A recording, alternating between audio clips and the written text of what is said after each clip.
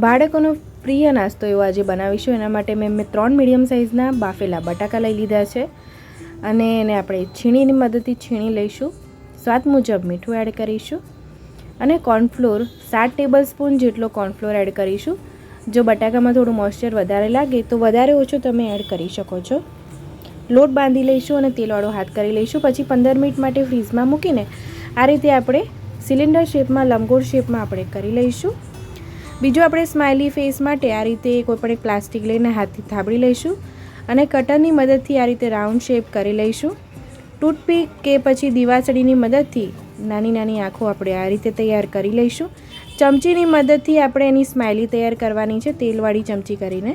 પછી એકદમ ધીમા ગેસ ઉપર આપણે સ્માઇલી અને સિલિન્ડર શેપ જે કર્યો છે એને બંનેને 2 મિનિટ માટે તળી લેવાનું છે. તૈયાર છે એકદમ સરસ એવો નાસ્તો. તમે ચોક્કસ ઘરે ટ્રાય કરજો.